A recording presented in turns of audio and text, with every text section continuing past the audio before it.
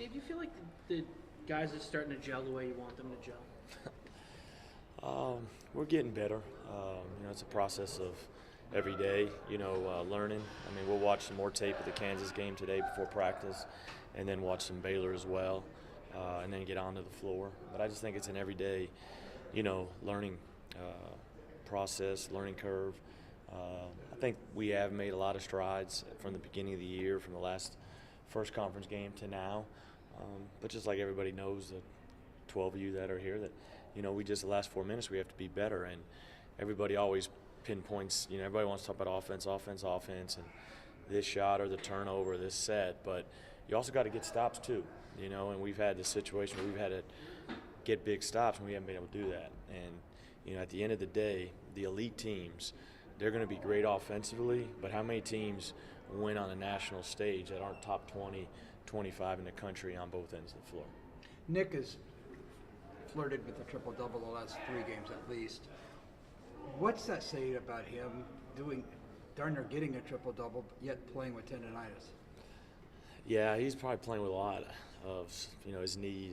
He's got his, it's been really going on from the summer, and, I keep saying that I need to find him some time to sit him during the game, and I'll do a better job with that going forward. We're trying to get Lindell some reps at the point, and then Donnie already knows it just because he's been here. Nick's very talented. He's got great IQ for the game. He's got great skill. He's got great size for his position. He sees the floor well. Assists to turnovers 2-1 in conference play. We got to get that up a little bit, and really some of the turnovers are more careless. Just ones that he can take care of, and I think he knows that. We got to get him shooting the ball a little bit better in conference play, and that'll come just through the work and repetition. But he's a terrific player, going into a whole new role this year, and I think he's doing a great job. But like all of us, we all need to take another step. Do you feel like closing the gap in that final 5 minutes and getting a W would kind of open the floodgates for you guys? For that moment, and then it's, if we're fortunate to win tomorrow, then it's rest Sunday, and then it's, all right, why did we win? Why were we able to close? Now let's get better Monday and Tuesday before we go to Dallas. And so I think in this league, you look at the next game, and then you look at what do you have to do to improve your team, especially with the team that we have this year. It's really about what do you have to do to improve your team. And we're getting better. There's still a long way to go. That's normal. There's a long way to go for a lot of these teams. I mean, you look at our league, it's 1 through 10, it's very competitive. It's 2-point game, it's 4-point game, road, home. You've got to be locked in. And so I think it's not looking at it that way. It's looking at, I'll be ready just to, give them a Sunday off and then get ready to practice on Monday. You said on Tuesday and yesterday that you need to trust your depth a little bit more. Mm-hmm. Why do you feel that way? I thought we got fatigued at the end.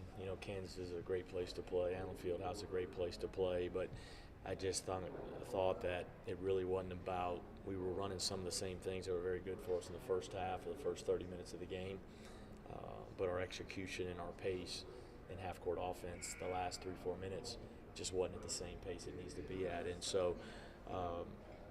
I think we've got to get some of them out there, but if statistically, and I talked to those guys about them yesterday, statistically you got to prove yourself to give me confidence to put you out there, and I'm gonna try to give them a boost of confidence today and let them know I trust them and believe in them, and then we got to go get it done. Especially with those 3 guards, I got to imagine it's hard for you to take them off the floor. I mean, is that where you want to trust the depth, or do you just maybe have to change timeouts to artificially get them rest, not having to take them off the floor?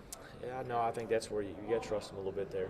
You just got to at some point, because I thought those guys, they are playing a lot of minutes, but you're in a nip and tuck game at Kansas. It's hard to get away from rotation that you think's doing good for you, and so. But whether it's Jacoby, Terrence, Duran at the 3, like I told those guys, is you got to separate yourself out there in practice. If you're all even, then it's going to be one of you guys I'm going to try this day, and then one the next day. Whoever separates themselves is who I'll probably go with first. What's Shayok bring to the team next year? Next year. He's great in practice right now for these guys, but that's that's What do you expect? What are you going to expect out of him next year? That I just think that's no offense. I love you, Randy, but I think that's just irrelevant right now. I think what's relevant is just Baylor and these guys right now. If I ask the same thing about Jacobson, Same answer. Taylor Horton Tucker.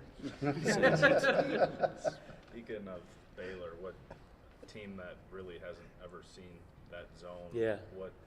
How do you? Yeah. I'm assuming you can't simulate it in practice. No, How you do can't attack simulate it. You attack it with the same principles you've always attacked it. You show them tape. You know, we showed them tape yesterday. We'll show them tape today. We'll show them tape tomorrow. You reviewed yesterday against it. We reviewed today. We'll review again tomorrow. And then they just got to go play. And then we got to see how they're adjusting to what we're running. And then we've got to adjust. We've got a couple adjustments to what we need to do based on the 2 or 3 ways that they can guard our actions. But really, if you watch them play a lot, you know, they've played a good bit of man as well. And so our biggest thing is just we got to know, hey, Nick's got to know, hey, man or zone. Let's run this. And then we'll have 1 or 2 core things that can go against either one. So we're not thinking just playing. Correct me if I'm wrong, but I think the last 2 years you've used first George and then Deontay a lot in the middle there to really try to put pressure on him. I would imagine you don't really have a player like that this year. Is that a challenge for you as a coaching staff to figure out a different way to approach it with this group? I think at the end of the day you got to attack it the way you got to attack it. And there's a right way to attack it, and there's a wrong way to attack it. And so we've got to just find the right fit to get in there and to put in the middle and to be able to make plays. And it may be trial by error for a little bit, but we've got our plan that we'll go with first, and then we'll adjust as it goes. But those guys were great in the zone, and we've showed clips of that so they can understand how to work in the middle. When it comes to Baylor, I mean, next week you guys got a tough stretch with at TCU and then back at home against Texas Tech. I guess what does this game mean, knowing that you have that tough week next week? This game right now is just it's the Baylor game. I mean, it means that, hey, we got opportunity to get our first conference win at home.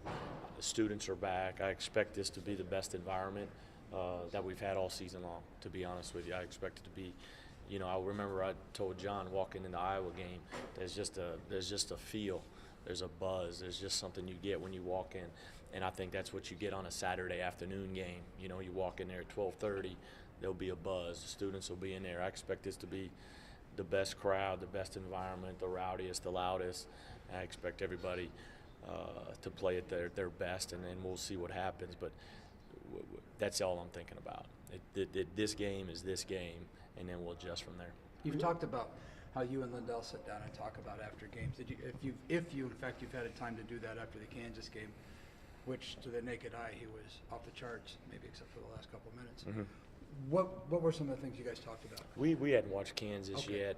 We did talk about just the last couple minutes because the action we were running for him at the end. I just really was trying to get his take on what he was thinking because it was really for him. We had been really good in inside pick and roll or flat ball screen pick and roll and really looking for him to attack. And there's just, I guess, a miscommunication over there, which happens.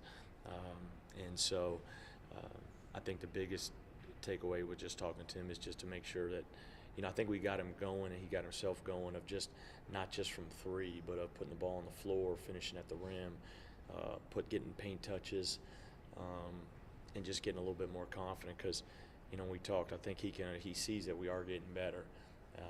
And he's got to be a guy that helps us close games. There's no question about that, and I'm challenging him in that area. What do you see from Baylor offensively? Yeah, they're same from the standpoint of they're long, they're physical. We've got to be great in post defense. You got to get back in transition. They run a lot of different actions in the half court, all things principle-wise that you've covered or you've worked on. But I think it's really it's posts or it's Lacan. It's physical play around the basket. Whether they're long and lanky, those guys are still tough and physical. It's trying to get those guys touches, or it's LeConte playing off our rover action that we run. He does a great job with that. But transition defense is got to be great. It hadn't been great for us all year long. It's got to be great. Still harping on those guys about that. And then half court defense got to be good so we can play in transition and play off play offense at the pace we want to play. But they do a bunch of different things. I probably got 20 things wrote on my desk right now they do, and they may do 15 of them in the first half. But principle-wise, we have those covered just in our core scheme. But we'll walk through some stuff today and tomorrow, just so our guys again have a good familiarity with it.